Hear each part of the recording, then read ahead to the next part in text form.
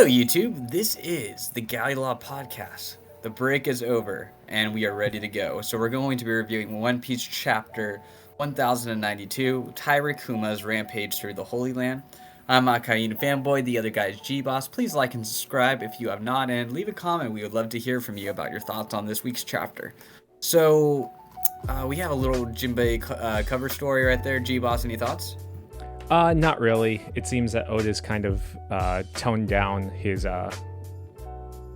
actual cover stories and are just giving us kind of like one-offs. Right. Yeah, so we're gonna kind of be a little bit chill with the cover stories for a bit, and but anyways, we're at Mary Joa, and hype immediately hits the page, and we have Kuma getting chained down and everything. And we get to see Orochi's shock come back, which was amazing. It was great to see that again. Mm-hmm. And it was pretty crazy that he dropped that off of Mary Joa. Yeah, so I was surprised that we were cutting back to this plot line because it'd been a while since we've seen Kuma. I think last time we saw him climbing the red line. Mm-hmm. Yeah, and so he's definitely made some progress for sure, and he is greeted by the GOAT, and so I thought his exchange was pretty interesting. Well, first off, you got the Celestial Dragons talking shit to Akainu, saying, how are you supposed to be the fleet admiral and all this stuff, and so I kind of thought that was kind of interesting, and Akainu just doesn't really even seem to care at all, to be honest, he's just ignoring them completely, So, and I think what's interesting about this is the first time we've actually seen him do combat since Marineford. That's true. Yeah, he's been stuck behind a desk the whole time. And I think kind of Oda's been emphasizing that more. He's holding him back, right? And I think even the Celestial Dragon's like, oh, you suck, look how terrible you are, blah, blah, blah, blah, Mm-hmm. But what do you think about his dialogue, Akainu's dialogue with Kuma? Which one? Oh, your personality was supposed to have been erased. If we can't control you like this, we can't allow you to run wild.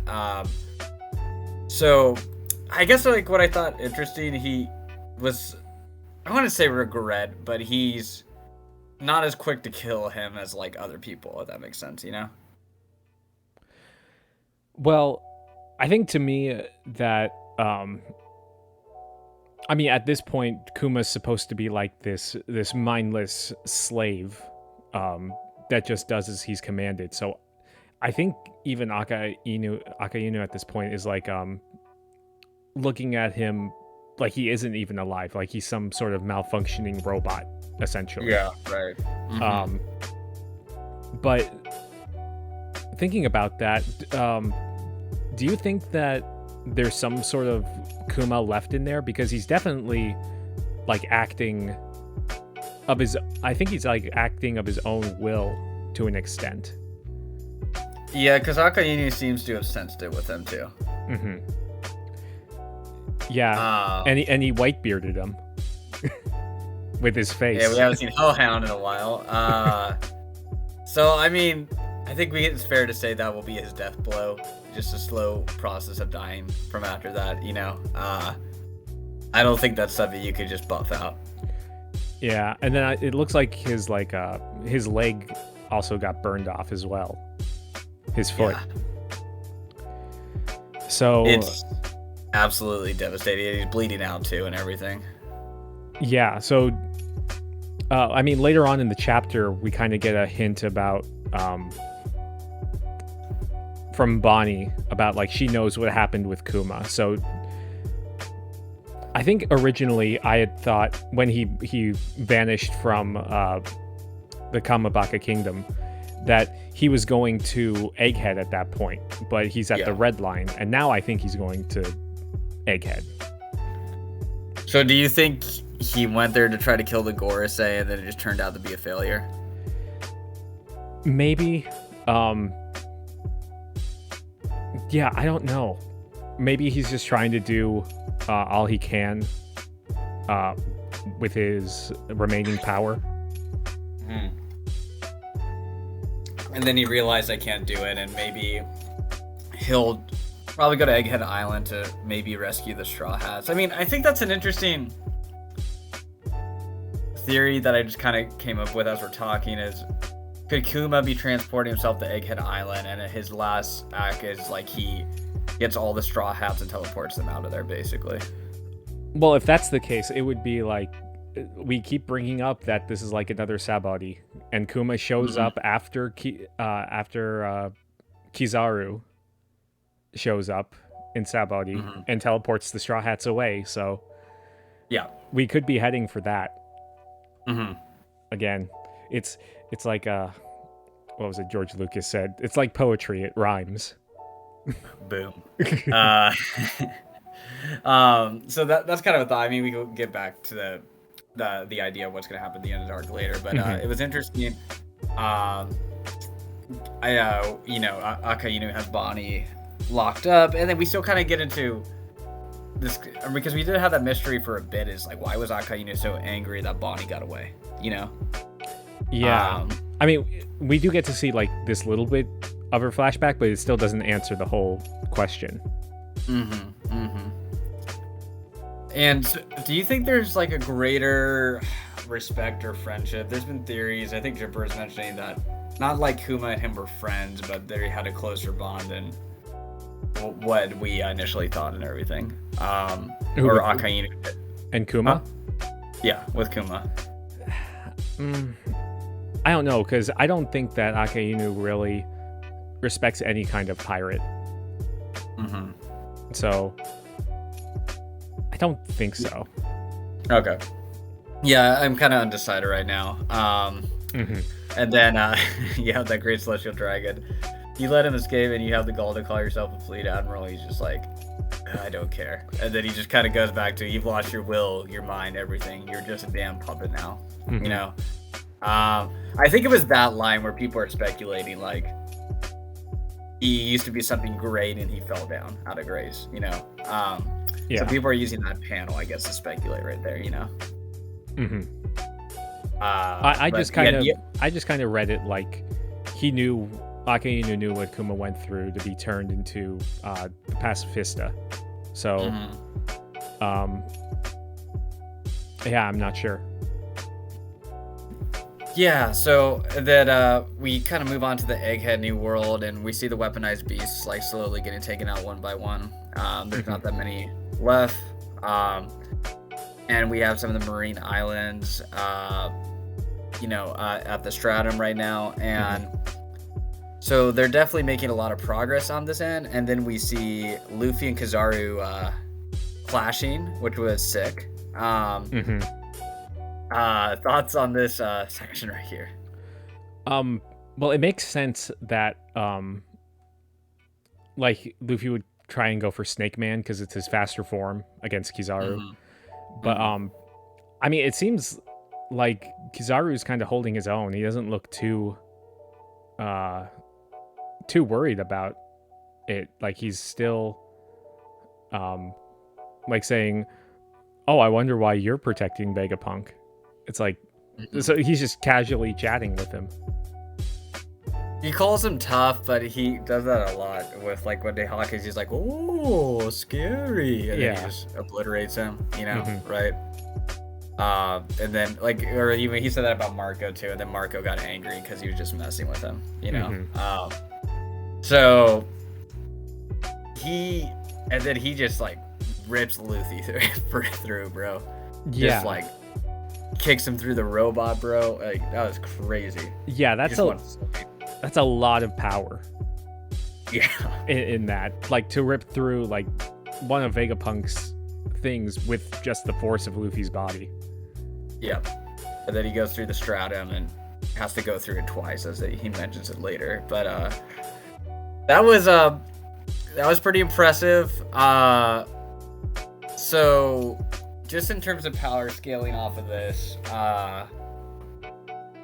we have to put that in there, obviously, because we haven't seen an Admiral fight in a very long time. So yeah, that's your hill to die on.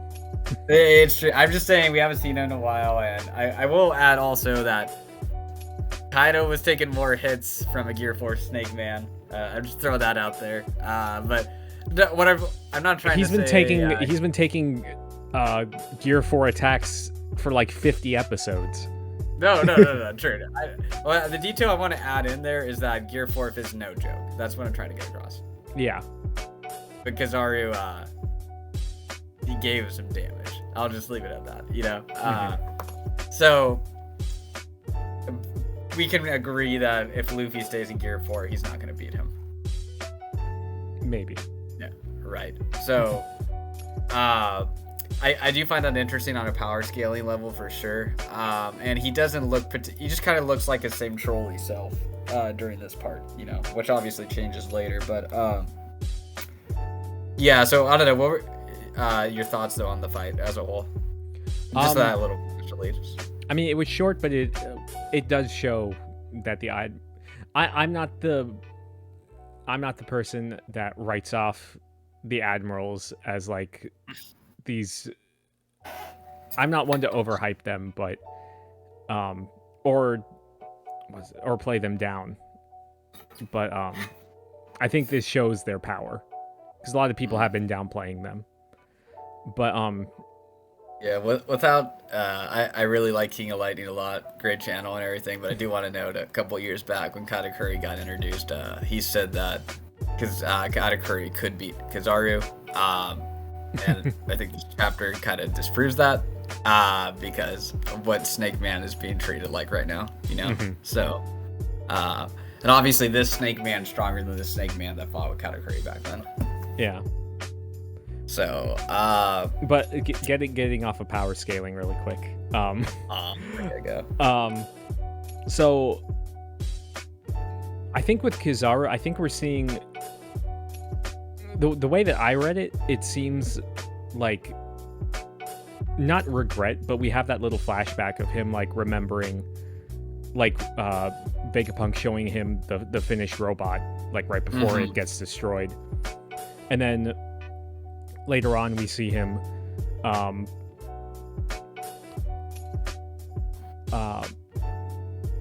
saying like, oh, please don't make me hurt more old friends than I have to for this mission. Yes. So he's hard to read, but it does seem like he doesn't want to...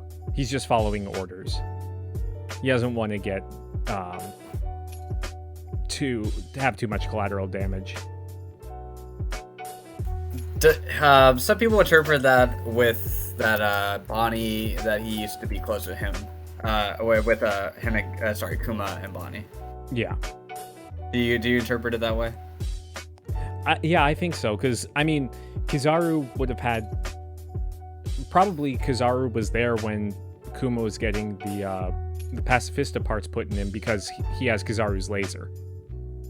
So, yeah, there's a connection there, I think. And him being hard to read is just kind of like, again, like unclear justice. You know, that's just how he is. Yeah. You know, like mix of good and bad and everything. You know, and well, I think like with Akainu, he's just kind of like bad. Doesn't have any, you know, he's absolute, if one would say. You know, while Kuzan is like lazy and obviously he will let good things happen, but Kizaru, I think he is a good guy, but he's just not strong enough to act on his emotions in a way, you know. Yeah. And then we get to see Frankie shoot out the radical beam, and then Bonnie gets defeated, or just whatever, embarrassed, and Kizaru takes off, and they're able to crack the code and everything, and then Kizaru popping up was like incredibly badass. So. Yeah, he just got right in there. Is there a hole? Oh yeah, there is a hole in there because Zoro knocked Lucci off of there. Yeah. But really quick, it's just the one line from Bonnie. Well, Kizaru says, I'm here on orders to eliminate Dr. Vegapunk. You have it out for him, right? Don't get in the way. And then Bonnie's said, let's just say I realized that the person I should be targeting is someone else. So It's interesting that she now has she knows from Kuma's memories about what happened, and I think we'll get that reveal if Kuma's on his way to the island. Yeah, for sure. Yeah, and we'll probably have a Kuma flashback coming in soon. Yeah. Which I think will be cool because I think it's going to bring characterization to Akainu and Kizaru and all those guys as well. Yeah, so and then the final panel was pretty badass too. Luffy getting Kizaru was with Gear 5. like, I mean, it's not surprised, but still like really cool though. Yeah. I mean, we get the gosh, you're all caught up with the anime, right? Yes. Yeah, so him grabbing onto light in this form shouldn't surprise us because of what they showed in the anime with him going ham with all the lightning stuff. But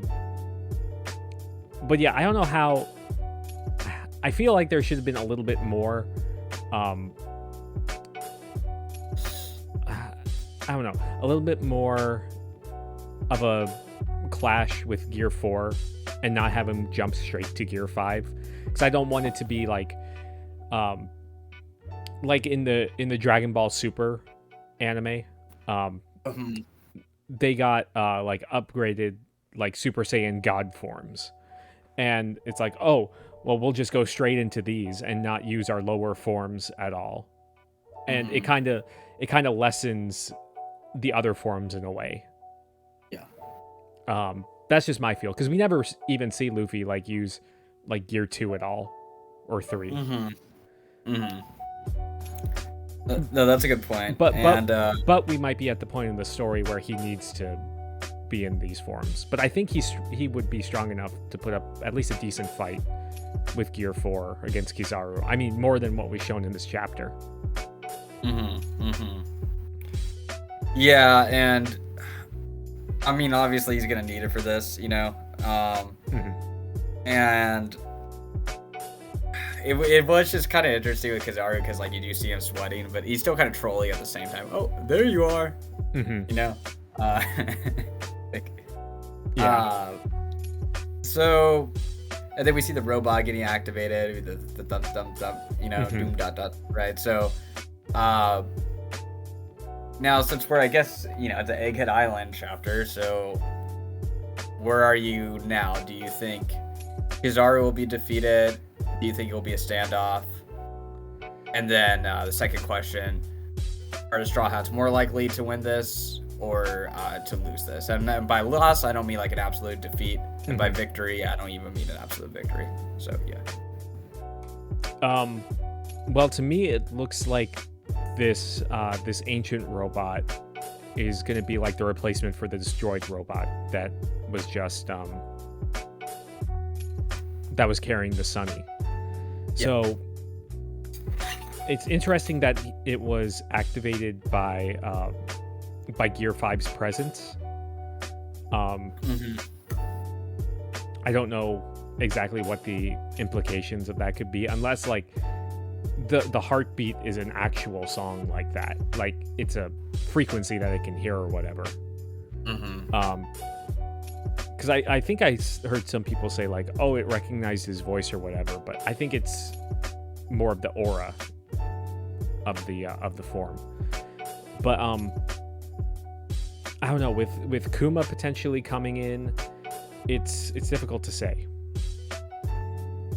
I'm still I'm still gonna say it's not a clear thing for either side at this point. Victory or loss? Yeah. Okay. And then do you think Kizaru is going to be defeated in this arc, yes or no? I don't know. It's tough to say. Okay. If he dips out or whatever. So Jimper stated, he said I can say this, but that he thinks Kizaru is definitely going to be defeated by the end of this arc. I hold a contrary position. So reason one, Oda hates solving disputes. So like the Zoro versus Sanji, like who's stronger? He hasn't given us a clear answer. And similarly, the other thing he likes to do is Admirals versus Yonko. Luffy just became Yonko. And if he were to defeat Kizaru, he'd still technically be a Yonko because all the other Yonkos are so Yonko. So we would get a clear, definitive answer on who's stronger, Admirals versus Yonko. And I don't think Oda would give us that answer because he just hates doing that kind of stuff, you know. So that's one. Two, the fact that Kuma's most likely coming to Egghead makes me think they're going to use it to escape. And if you're using that to escape, that means you're usually running away from something. And if you straight up like beat an admiral, you're not trying to escape. And then three, there's still like that huge army and all this other stuff too, right? And we still have Lucci can take control of the Seraphim, so there's a lot of more bad things that could happen. And then fourth, we don't have enough time, because I do think Kizaru is approximately in the same tier as Kaido, so having that level of a fight go on right now, I think would be way too long for the timetable that this arc has right now. Yeah, I think that we're gonna be heading toward the end of the arc, maybe even by the end of the year. Do you think that, or? Yeah, because think of it this way: Kid's fight is concluded, Law's fight is concluded, Garb's fight is concluded, Kuma's storyline is about to be concluded, most likely, and they are in the process of escaping right now. Like you said, this robot's probably gonna pick up the torch and carry them too. Do you think like two Yonko tier characters could conclude a fight in that short amount of time? You know? Yeah. I think Luffy's gonna get a lot of good hits on him, and I think we're actually gonna see Kizaru get serious. That's what I think is going to happen. But I do think kind of like sometimes in the One Piece community, there's this echo chamber, like Luffy's going to defeat Kizaru, and then everybody just believes it, you know, because that's just like the going theory. And then there's also like just a heavy bias against the admirals in the community too, you know, where they're treating him like a Blue Note versus Luffy in Enies Lobby situation, you know. And so I think there's that kind of element there too. There's a huge anti-admiral bias in the community, you know, that values Yonko way more over admirals, you know. So I think those two variables could be clouding people's judgment with how they're assessing this chapter right now. Yeah, that might be it. I'm not putting anything definitive out there. Yeah, I think I'm more ambivalent on minor victory or minor defeat now with you. I don't know. I don't think this chapter's moved me in one direction or the other. Maybe I lean to minor defeat. That's kind of where I'm at. But so yeah, but that's kind of it for me. Do you have any concluding thoughts? No, not really. I thought it was a good chapter. Wish that the actual Gear 4 versus Kizaru would have been a bit longer. But yeah, that's about it. Cool. Well, please like and subscribe if you have not. People, hit the bell and leave a comment with your thoughts on this chapter or thoughts on our review. And maybe give us an indication whether you think Kizaru will be defeated or not. But anyways, have a good one, and we'll be dropping more content later this week. So have a good one. Peace. See ya.